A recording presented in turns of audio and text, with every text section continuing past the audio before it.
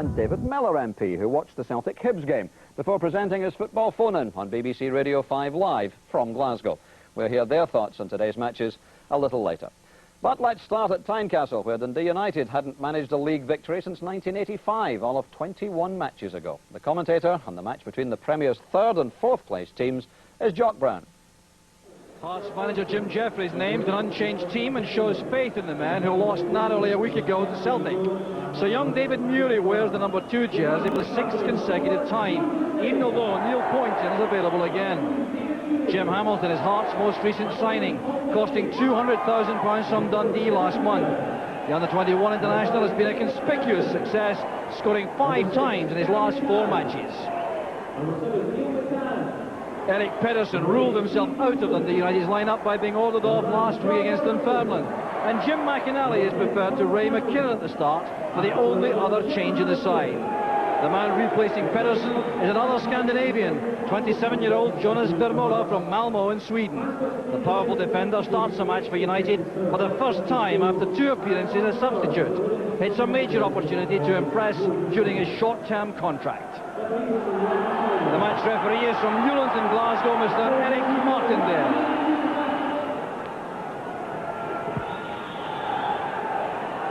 So United start the match trying to overcome a hoodoo here at Tynecastle, which is extended since 1985. They haven't won a match here at Tynecastle against Hearts in that time. That stretches back 21 matches, a remarkable record. And with United coming off a run of 5 straight wins, they really must feel there's scarcely been a better opportunity to make an impression here. But Hearts too, enjoying overall a very good spell of form. In the last 8 matches, they started with 3 defeats, then had 4 straight victories before losing to Celtic a week ago. Here's Dolan. On the far side, McLaren. Once again providing a width in attack for United. That's a good ball in, there's Winters. Cleared by McPherson. Gilles Rousset was taken out by the quality of the cross. It's fine play this by McLaren. Rousset couldn't get to that, and it was going wide, but McPherson had to head it over. Discussion there, Gordon Wallace and Tommy McLean. 2 very experienced exponents of the tactical battle.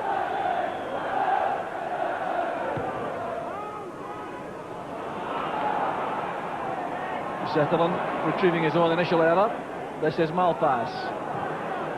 Good position taken up by McInally. McPherson should win most of these and won that comfortably. Oh, it's fine play by Dolan. Olofsson to McInally. Well, Jim McInally, encouraged by his very rare goal a week ago at East End Park, trying very ambitiously there to double his tally. Good play by Jamie Dolan there, stepping away from Fulton. Olofsson linking well from the front.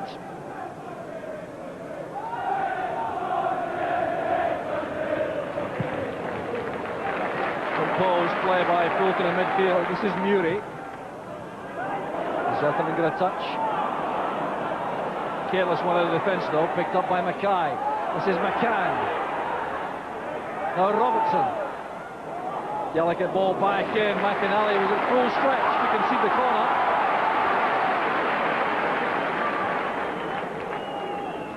This is good build-up play from Hearts. Fine, elusive, jinking and running there. And then a very intelligent ball played in by John Robertson, which stretched Jim McInally. Work for Dykstra. Great block on the line by Dykstra. United were undoubtedly opened up by that splendid corner kick. A life without question for Dundee United.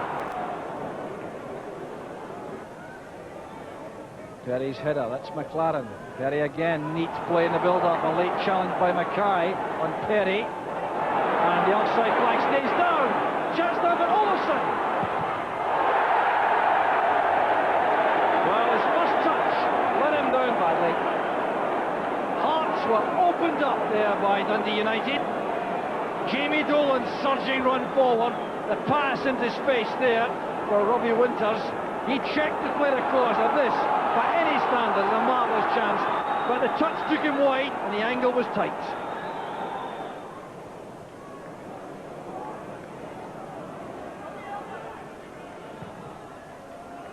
Presley kept that in play. Zetterlund quickly to the ball. That's for Olofsson, he's onside, a great chance for United! 1-0 to United. The Hearts defence was caught square. Rousset was left with no chance. And after 14 minutes, Dundee United take the lead. What a great ball it was from Zetterlund over the top. Olofsson's pace carrying him clear. And this time, despite the attempt by Rousset, there was no mistake by the big Swede. Well, he's missed one chance even easier than this in the match so far, but this time, Rousset made a valiant effort. He couldn't keep it out. Good marking by McPherson and Perry. Here's Dolan. Away from Perry, and a fine effort again from Olofsson. Gilles Rousset inquires of his defenders, asking where they were. But here's Dolan again, striding forward, showing a very good touch in the ball. It's a fine pass from Mark Perry, and the snapshot from Olofsson was certainly troublesome. Tommy McLean in one corner, Jim Jeffries in the other. A tactical battle going on out there. We welcome down to players on form like Robbie Winters. Well, his confidence is growing all the time with his sustained run in the team.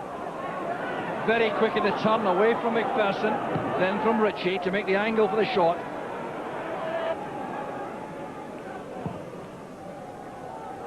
Hamilton's head flick, Robertson helps it on. There's Robertson!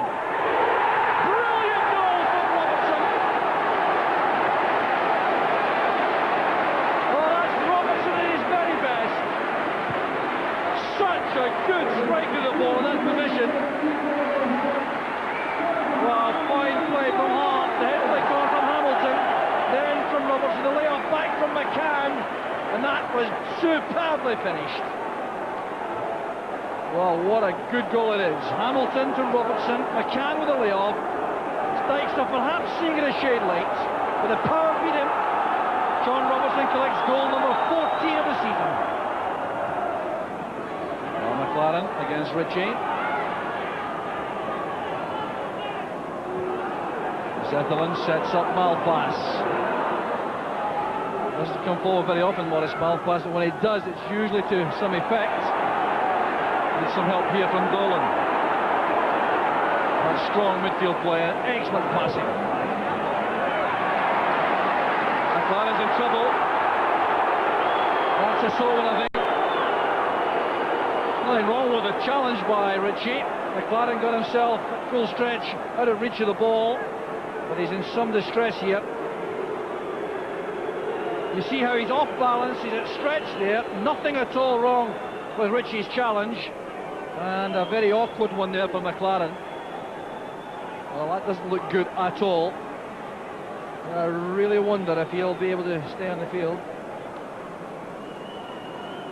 Colin McLean looks on anxiously. May well have to change this part of the play here.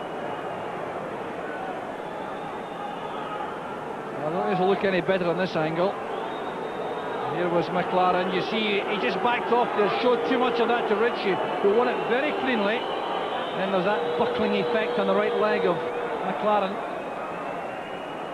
Well, you can see clearly McLaren is in considerable pain.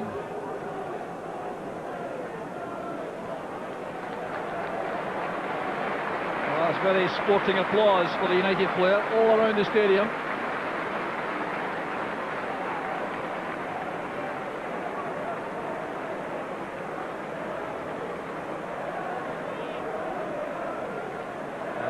Saddest aspects of the game, the stretcher being used like that.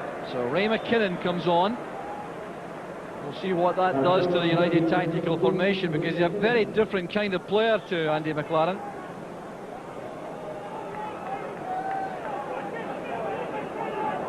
McKinnon involved straight away. That's Perry using his strength to go forward. Did well to get the cross in fact, Perry. Jeffries there in the centre, relieved I've no doubt to see his team recover from a slow start.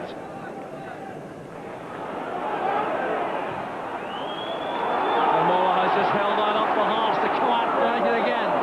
Here's John Robertson. Oh, it's a of that attempt by Robertson was remarkable against such a tall goalkeeper. Trying to flick one over him here to the far corner. This is not far away. It's a brilliant bit of attacking play by Robertson.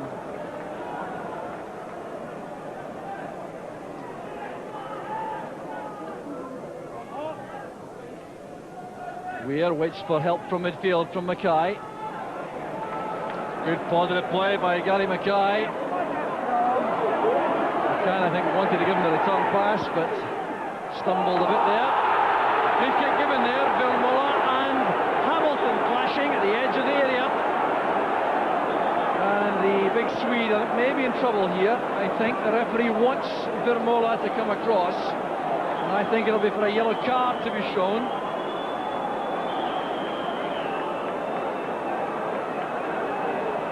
Well, the Swedish defender holding off Jim Hamilton as he broke into the box for that. Impeding the big striker on the move. So it's a very good chance this for Hearts at the edge of the area. Robertson, Hamilton, Fulton, all carrying menace from here. Dave McPherson trying to ensure the 10-yard rule is obeyed. Should take it beyond the penalty spot. Robertson will not be taking this.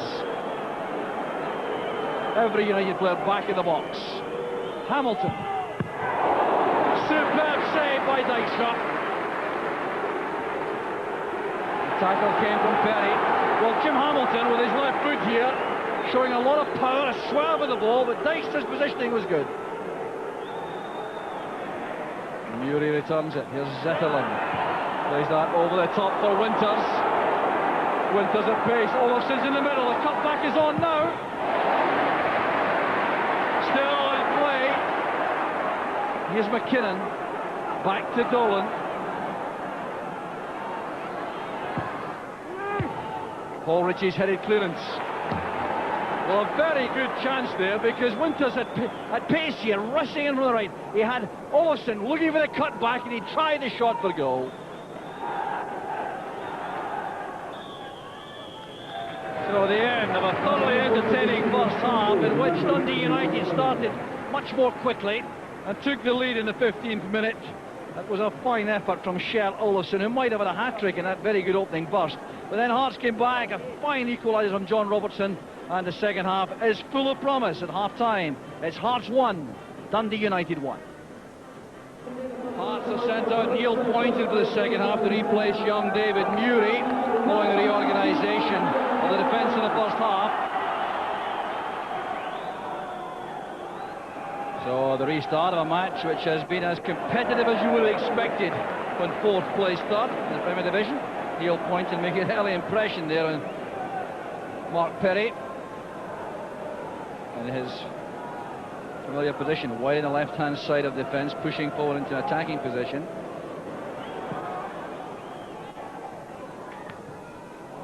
Olofsson did well to prevent the run made by Mackay. Here's Olofsson again. Here's Winters going through the centre.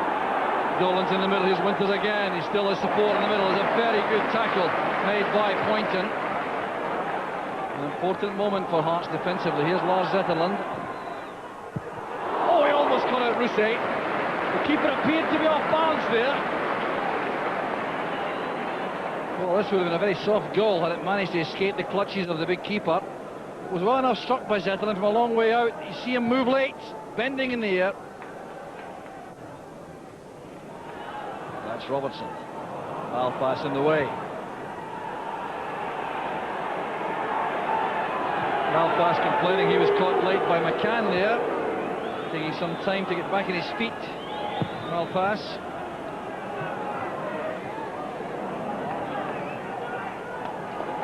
That's McCann. Wide for Poynton. Good early ball in. Dykstra stays on his line. There's Robertson. Now McCann, he must score! Terrific save by Dykstra. Well, an inspirational save by the keeper. But United were badly exposed here. Poynton's early ball did all the damage. Appeals for a foul by Malpass there. Robertson normally deadly in that position. It fell kindly to McCann, who tried the chip. Poynton in strongly on McKinnon. Ball by McKinnon. I can't think why he's arguing with a clear handball.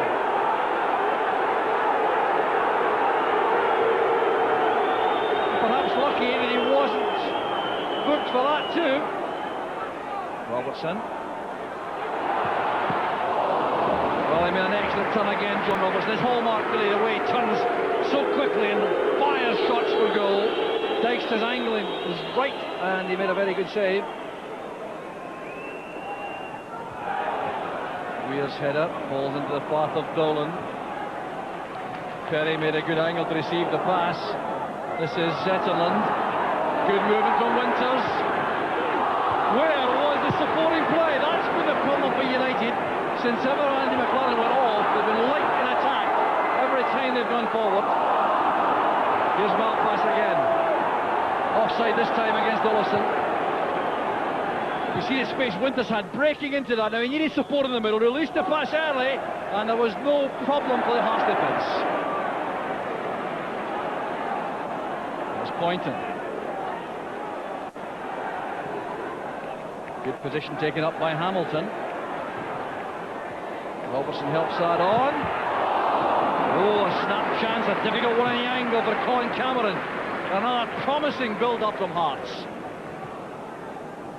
Flick-on made all the difference there and gave Cameron a difficult chance first time in the volley.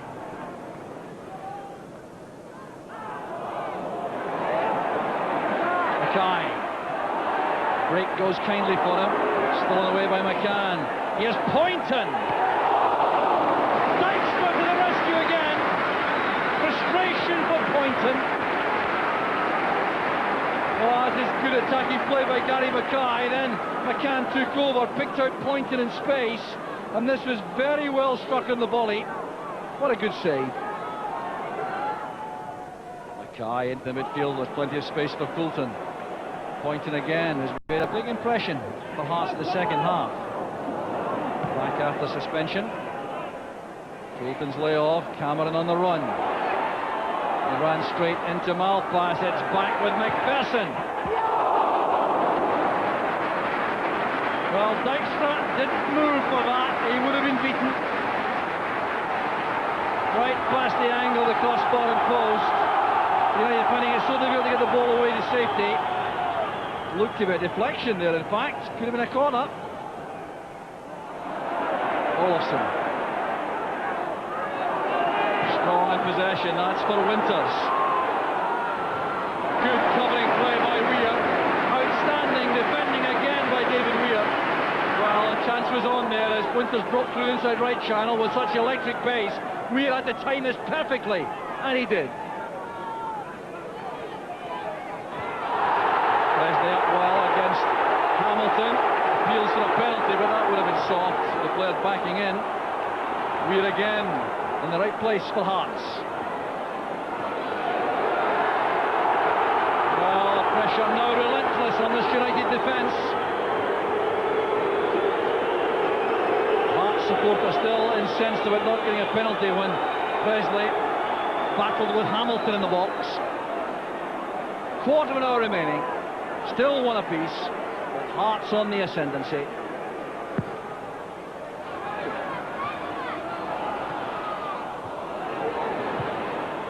Cleared by Zetterlund, but there's no one there to do any damage for United. Hearts can build again.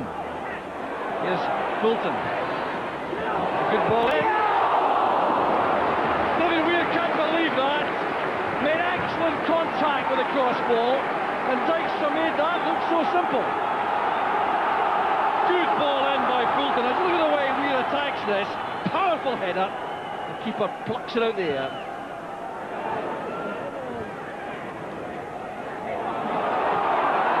Malpass going across as McCann takes a tumble. Well, a little bit hopeful, I think. McCann has a little glance towards the referee, but more than hope than expectation, I think. Malpass getting there ahead of him. Turn that back. This is Winters.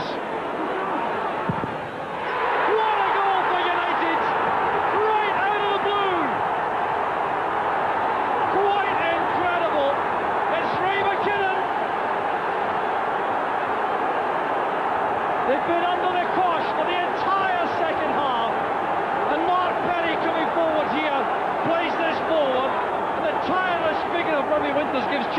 Now just look at the pace of the turn here. Sprinting for this, laying it back. McKinnon racing onto the ball with the help of the deflection. He puts United ahead. Well, Ray McKinnon only seems to score spectacular goals. That's his third this season. And United dramatically are in front. And really, that is daylight robbery on the second half display. Could it be 6 in a row for Dundee United? Hamilton looking for Robertson. Well, Perry wants that to go. He's done it again. That's just incredible play by Dundee United. I think the fourth time in the match a defender has tried to escort the ball over the byline and failed. Perry that time. We're into the final minute of the match. Gilles Rousset has charged upfield to join the attack. Gilles Rousset is in the box for Hearts. And he's impeded Steve Dykstra. Well, now the referee's pulled that back. Now, the Gilles Rousset cut upfield. I think he was harsh there on Dundee United. Well, Gilles Rousset had a chance to get back. That's why I'm sure he fouled Dykstra, to give himself that opportunity. But had the referee allowed the play to go, Winters had possession and there was no goalkeeper. Another change will be made by Dundee United. Robbie Winters is being withdrawn. Well, he's done so well in the match, working in scraps in the second half, but one of these scraps produced what might be the winning goal. Gary McSwiggan is the replacement.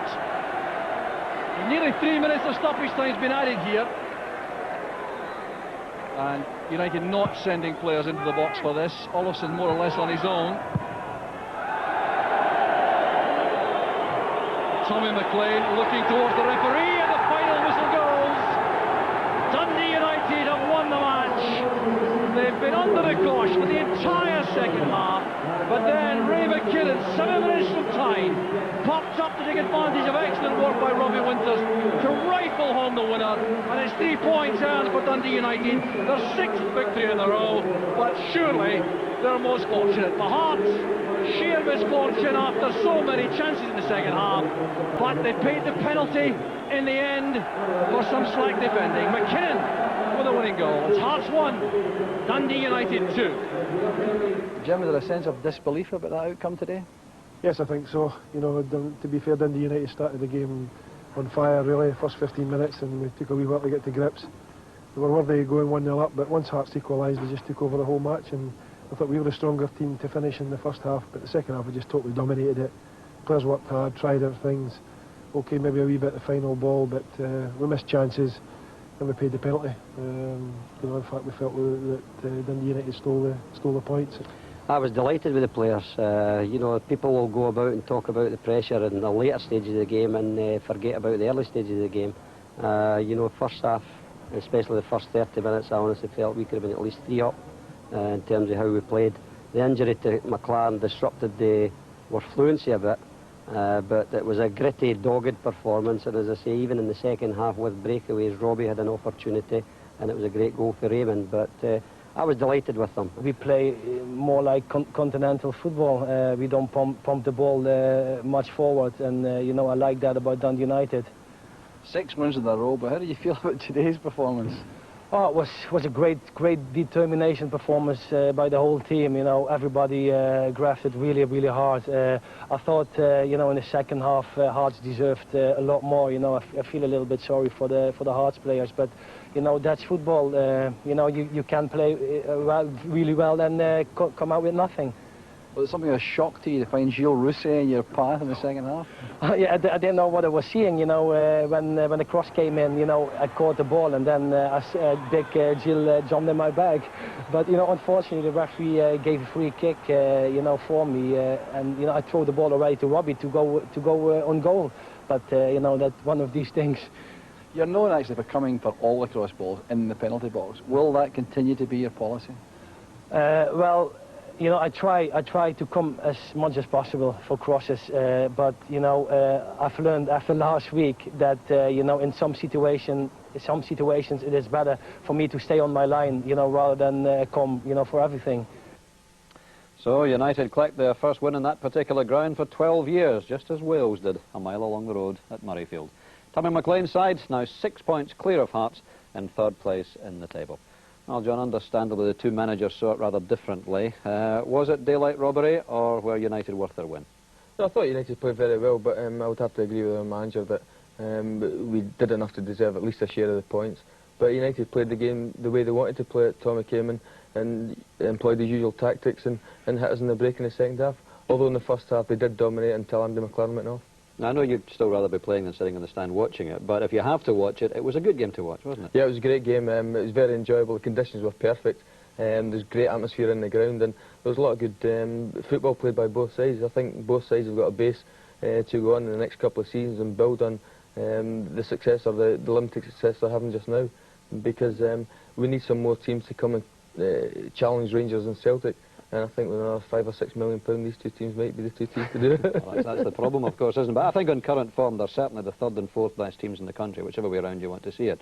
But they're the next two, I think, after Rangers and Celtic. Yeah, I think they're playing the best football, and United are just having a little bit more success because going away from home, as they did last week and today, and they'll be sucking teams in and then get them in the break with the pace of Winters and McLaren, which is a little bit frightening if you're defenders at times. That's right. Let's take a look at the goals then, and the first of them, Kjell Olofsson, who actually had missed a much easier chance just a couple of minutes before, hadn't he? Yeah, he had. He'd missed a much easier chance, but it's a lovely ball through, and he takes one touch and finishes it.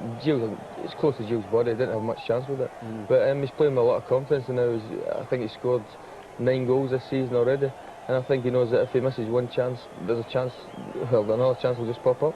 The new boys, the Scandinavians in particular, doing well for United, but it was Robbo that did the business for Hearts today, as he has done so often before, and he took this one well. Yeah, he's done it, I think it's 204 times before this, and it looks like a big punt up the park, but it's actually a tactic worked in training, 2 or 3 touches, and then just John pulls a quick trigger, and I think the goalkeeper's a little bit unsighted there, and that's why he couldn't get down it.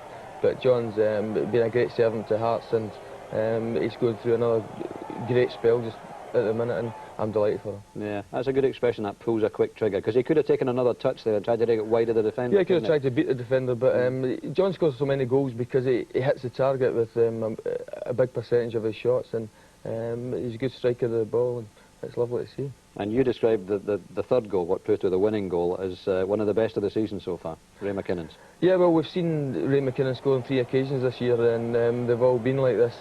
Great work by Robbie Winters, who had a good game today, and but that's Beckham-esque. If that was in England, they'd be showing it as a goal of the season again. But Ray McKinnon, it's nice to see him hitting a bit of form. He could have been happy to sit in midfield, but he was delighted to get on the end of it. And the kind of shot that a goalkeeper just doesn't have an earthly with, really. Well, it took a little touch off somebody on the way in, but it didn't really matter. Gilles was kidding himself on, even making a move for it. Who was your man of the match today? I thought Jamie Dolan was, in the first half especially, controlled the game, and maybe had a little bit extra incentive because we were the other team that was after him when he went to United. This being his second game, but he controlled the play in the first half, and people, well, Tommy said that people see him just as a hard man, but there's a lot more to his game than that. His delivery of passes today was excellent. He won the ball and used it very well, setting up chance after chance. This is one of the best passes that I've seen this season, and he rolls it through for the pace of Andy McLaren, who is actually lightning, and he put in a great ball there. Having mentioned Andy McLaren there, I think, as was pointed out in the interview, when he went off, United certainly lost something, because his pace will frighten any defence, won't it? Yeah, they lost the rhythm, and we had the chance to reorganise a little bit, and Ray McKinnon's a different type of player altogether, but perhaps they were doing better if he'd stayed off and Andy stayed on. Absolutely. Now, David Weir is settled in awfully nicely to this Hearts side now, and he's looking a real class act at the back, isn't he? Yeah, he looks a real bargain, picking him up from Falkirk, and his reading of the game and his anticipation is first class. He's been a late developer because he went to college in America, and he's only started playing football a relatively short time away. But I know it's a cliche and everybody tries to tell Craig Brown how to do his job, but I think David's worth a look, and beside that, he's a lovely, assuming big lad. Unassuming. Unassuming, yeah. I nearly scored there at the end as well. Yeah, he picks up a fair amount of goals. He comes forward a lot, and he's very, very positive. Yeah. Now, Steve Dykstra, we saw last week, pulling off 2 or 3 great saves and then committing 2 or 3 howlers as well, but he cut out the howlers today, didn't he? Yeah, he had an excellent game today. This was a great save because I think he was put off a little bit by John Robertson.